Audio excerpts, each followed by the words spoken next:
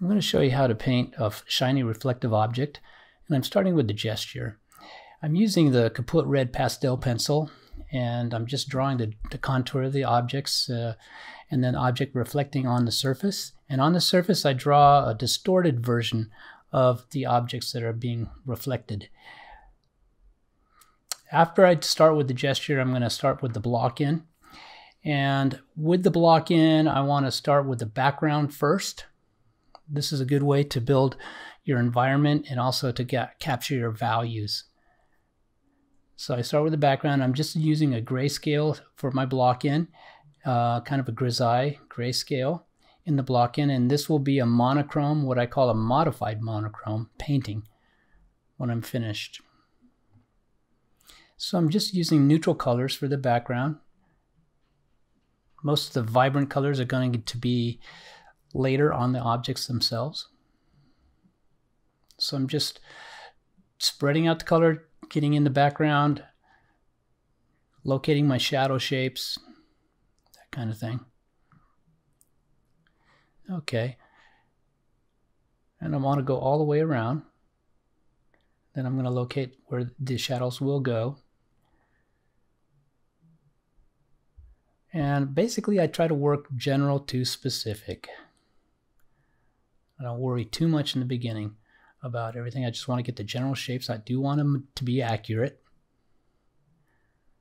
And I'll locate some of my lighter values. Just get a general idea of the values. I don't try to put highlights in when I'm doing the block in phase. I'm not worried about it so much then. Just getting my general values where I want them, my darks and my lights.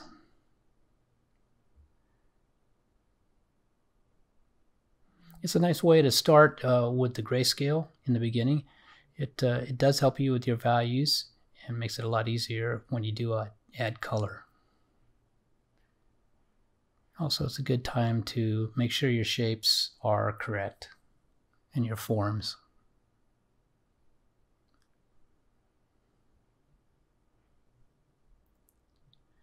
Okay. Now everything's going to be either lighter or darker against something. So here I'm just refining the background a little bit, refining my edges a little bit, and getting ready to start adding color.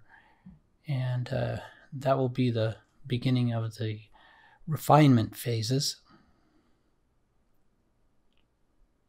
And I'm just going to locate a little bit of my reflective lights and before I get going too much with color.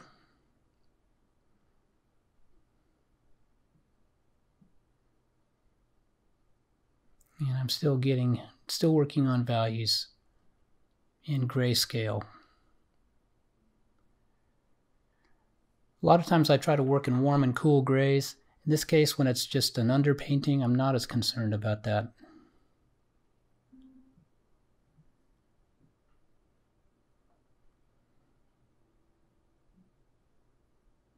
But I do want to make sure my shapes are pretty much where I want them.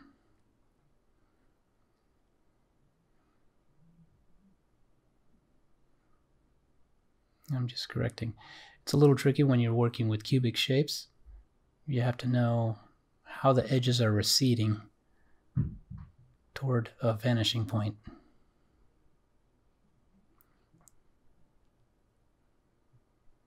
Okay, making good progress here.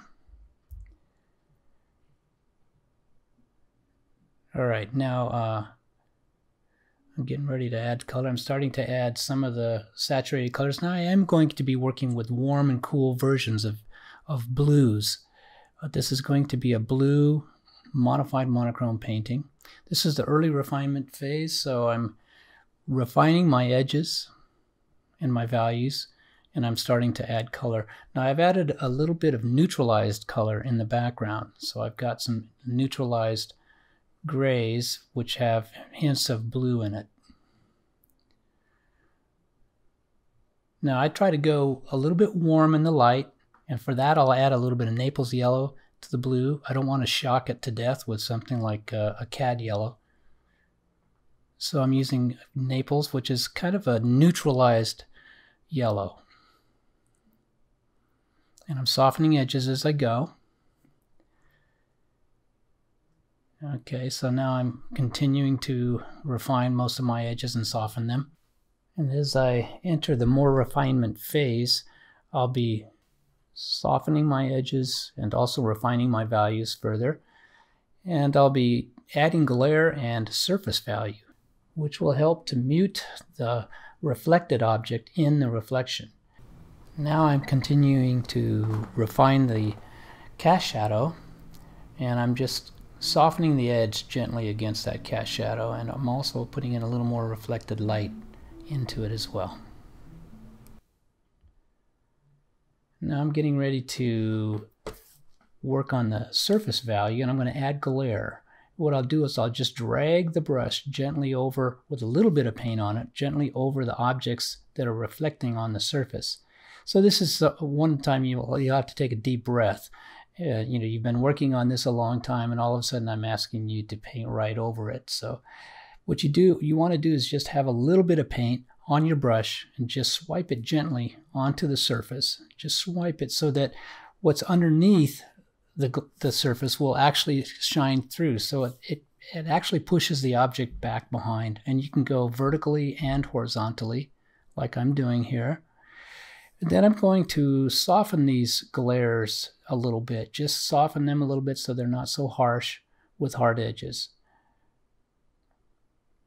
And put a little bit of glare on the top as well, and a little bit of lighter value.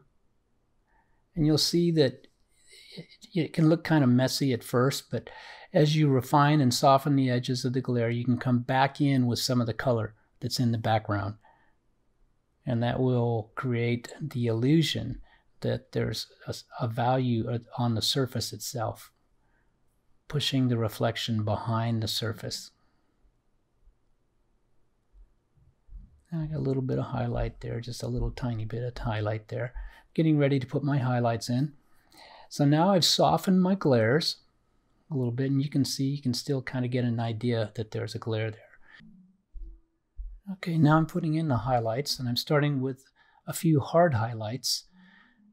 Shiny surface usually will have a few hard highlights as well as a standard highlight that is flaring out in all directions.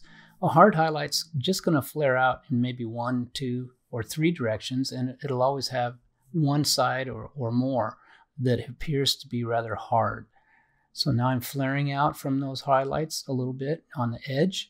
I'm going to paint some of the paint right next to that hard edge, and then I'm going to soften that with the blending brush. So now I'm also going to blend slightly into the background color that I have on the next to that highlight, and then I'm going to also pull it down further. I really like to use the vertical highlights a lot of times, but even with that, sometimes they'll come in and just have a little flares that'll flare out in several different directions. So on this side, I'm going to have a little more flare out. So I'm just pulling that out. I'm pushing in and pulling out into the object and flaring off that side. And I'll soften that a little bit more as I continue. Now I'm going to go over, or actually I'm going to pull this out and do these little highlights here on the edges and pull into a little bit of the wet paint that is right next to that highlight.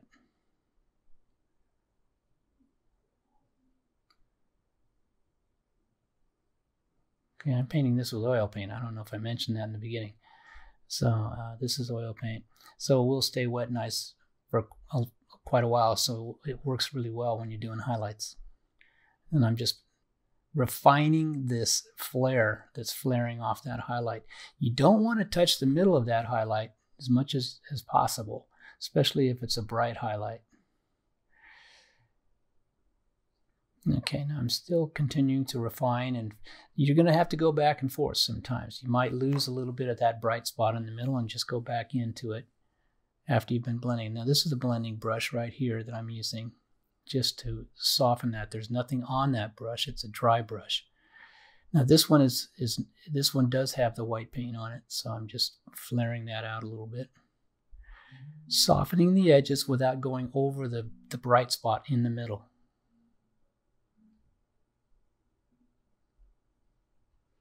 Adding a little bit more light to the surface on top. And I'm going to soften that in a minute. Okay, now I'm nearing the completion here, and I'm going to add my secondary highlights, and that'll be finishing this painting. And so here we are. I've just added the secondary highlights, and now I'm finished.